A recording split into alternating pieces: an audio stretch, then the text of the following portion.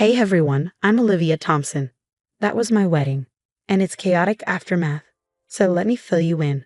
I'm a 28-year-old marketing executive, and I was absolutely ecstatic about marrying James, my software engineer boyfriend of 5 years. We were head over heels in love. But there was just one small hitch: his family. Sophia, I swear if Patricia makes one more passive-aggressive comment about my dress choices, I'm going to lose it, I groaned, collapsing onto my best friend's couch. Deep breaths. Liv. You've got this, Sophia soothed, handing me a much-needed glass of wine. Remember, you're marrying James, not his mom. I know, I sighed, taking a big gulp. It's just Patricia and Rachel are so possessive of James. It's like they can't stand the idea of another woman in his life. Have you talked to James about it? Yeah, but he just brushes it off, saying they're excited about the wedding. I don't think he realizes how weird they're being. I've been doing my best to involve Patricia and Rachel in the planning, hoping it might help us bond. But every little decision turned into a battle. One afternoon, I asked Patricia about centerpieces, showing her a few options I'd been thinking about. Oh, sweetie, those are quaint, she said, barely glancing at them. But don't worry, Rachel and I have some ideas that are much more suitable. I bit my tongue, reminding myself to pick my battles. But as the weeks passed, their behavior only got stranger. One day, I overheard them whispering in the kitchen. Are you sure about this, Mom? Rachel asked. Absolutely, it'll be perfect. James will love it, Patricia replied. When I stepped into the room, they clammed up instantly. Oh, Olivia, we were just discussing cake flavors, Patricia said, her smile too tight. I nodded, pretending to believe her. Later that night, I vented to James. Babe, I think your mom and sister are planning something. They're being so secretive. James just laughed it off. They're probably just planning a surprise for us. You know how they are. I wish I could share his optimism, but I couldn't shake the feeling that something was off. As the wedding day approached, it only got worse. Patricia and Rachel started canceling our planning meetings at the last minute, always with vague excuses. Sorry, dear, something came up. But don't worry, we've got everything under control, Patricia would say in that overly sweet voice that made me want to scream. I tried to stay focused on the excitement of marrying James, but a sense of dread kept gnawing at me. Something was definitely brewing. The night before the wedding, Sophia stayed over for some much-needed girl time. I can't believe I'm getting married tomorrow, I said, a mix of excitement and nerves bubbling up inside me. Sophia squeezed my hand. You and James are perfect together. Try not to let his family's drama get to you, okay? You're right, tomorrow is about me and James. Nothing else matters. I nodded, determined to stay positive. As I drifted off to sleep, I hoped whatever Patricia and Rachel were plotting wouldn't ruin our special day. Little did I know, I was in for the shock of my life. But that's a story for another time. For now, I was just a bride-to-be, dreaming of her happily ever after. The next morning, I woke up with butterflies in my stomach. Today was the day I'd become Mrs. Carter. As I stretched, Sophia burst into the room, already dressed in her maid of honor gown. Rise and shine, bride-to-be. It's your big day, she chirped. I couldn't help but grin. I can't believe it's finally here, Soph. As we started getting ready, my other bridesmaids arrived and the room buzzed with excitement, hairspray, and the pop of champagne bottles. But despite the happy chaos, I couldn't shake my unease. Has anyone seen Patricia or Rachel? I asked, trying to sound casual. My bridesmaid Emma piped up, oh, I saw them earlier. They seemed excited about something. Probably just the wedding, I murmured, pushing down my anxiety. But as my makeup artist worked her magic, I caught a snippet of Emma whispering to Sophia. Did you hear about the surprise James's family is planning? My ears perked up instantly. Surprise? But Sophia quickly shushed her. Not now, Emma. I turned to face them. What surprise? Sophia plastered on a smile. Nothing to worry about, Liv. Let's focus on getting you ready. I nodded, but the knot in my stomach tightened as I slipped into my wedding dress. I tried to shake off the nagging feeling that something wasn't right.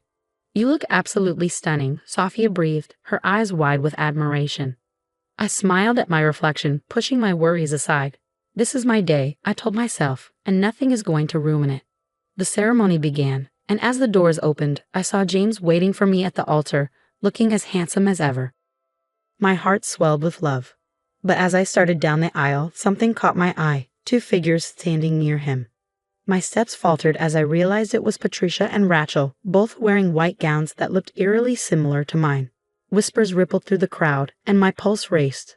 I locked eyes with James, who looked as shocked as I felt. The minister cleared his throat. Dearly beloved. The ceremony continued, but I felt like I was in a haze.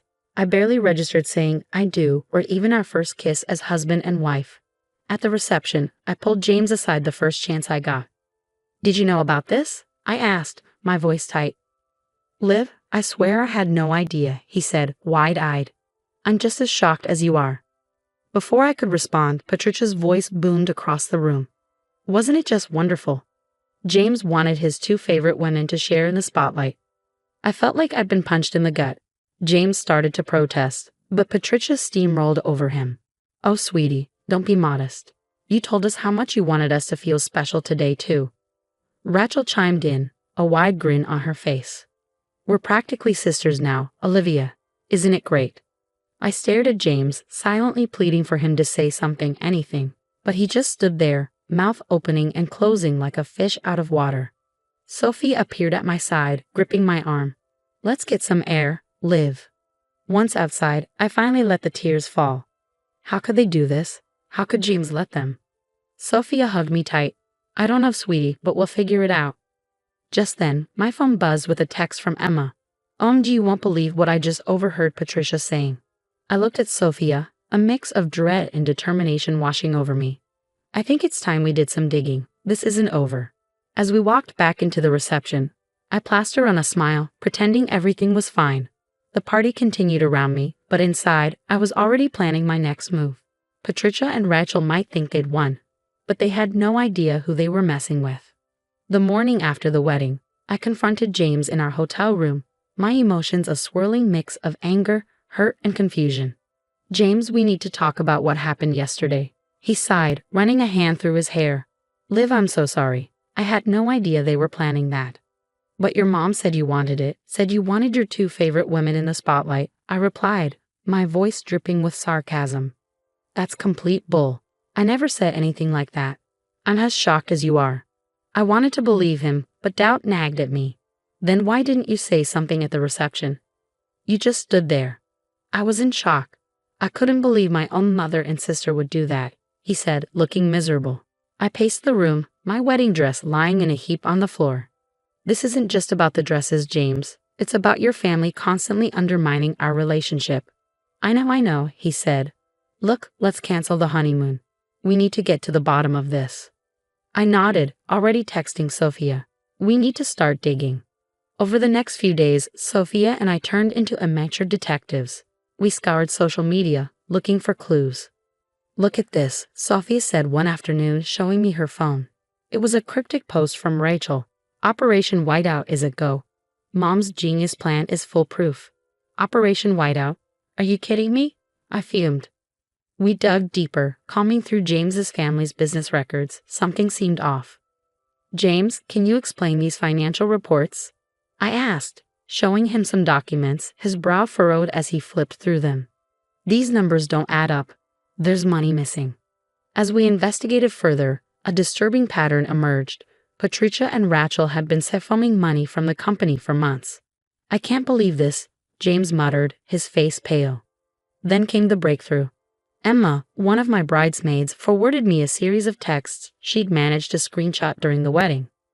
"OMG, Liv, you need to see these," Emma's message read.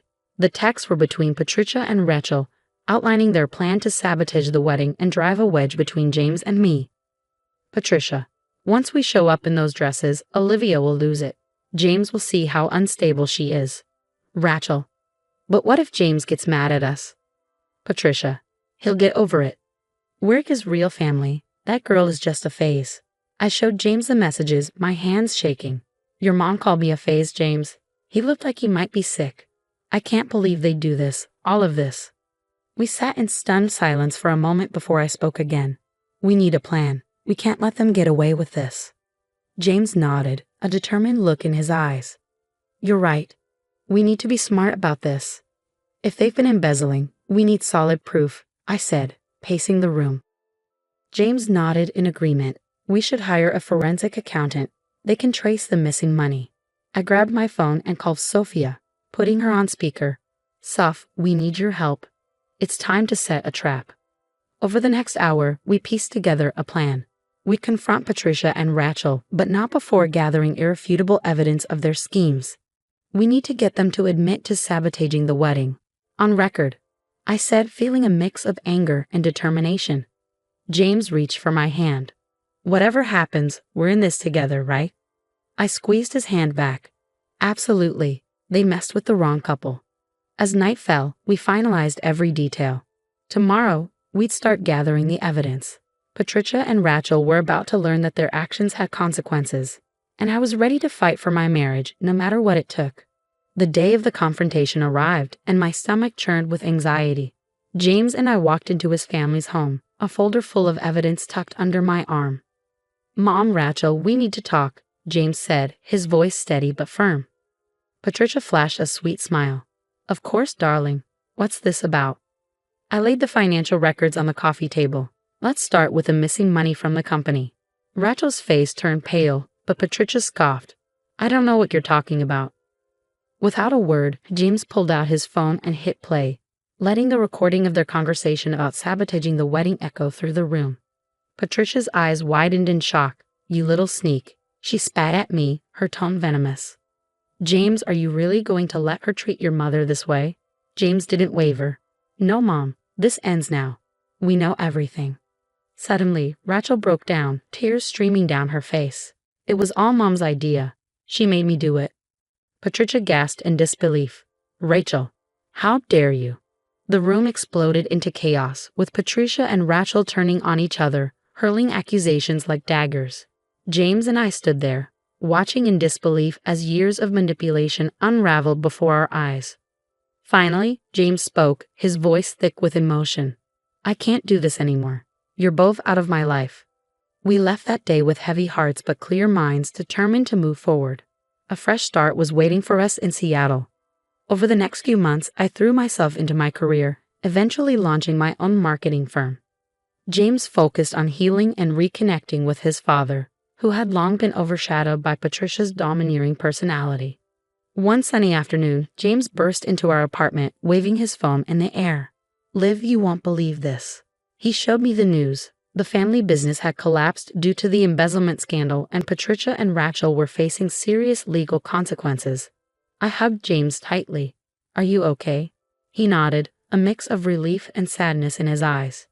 Yeah, I think I am. As our first anniversary approached, we decided to renew our vows. The wedding we should have had from the start. Surrounded by true friends and supportive family, we stood under a floral arch in our backyard. I gazed into James's eyes, feeling overwhelmed by how far we'd come. This past year has been a roller coaster, but I wouldn't change a thing. It showed us how strong we are together. James squeezed my hands, smiling warmly. I love you, Liv. Thank you for fighting for us. Later, as we danced under the stars, I spotted Sophia chatting with James's dad. She gave me a thumbs up, and I couldn't help but smile. We'd been through hell, but we had come out stronger. Resting my head on James's shoulder, I knew that whatever life threw at us next, we'd face it together, free of toxicity, stronger than ever. The story of Olivia and James has come to an end, but now I want to ask you, if you were in Olivia's shoes, would you have forgiven Patricia and Rachel, or do you agree with the decision to cut ties completely? Have you ever had to choose between forgiveness and protecting yourself from toxic family members? Share your thoughts in the comments below. Your experiences and opinions could help others facing similar situations. If you enjoyed this story and want to hear more like it, don't forget to hit the like button and subscribe to our channel. Your support helps us continue sharing these compelling stories of triumph over adversity. Thanks for watching, and we'll see you in the next video.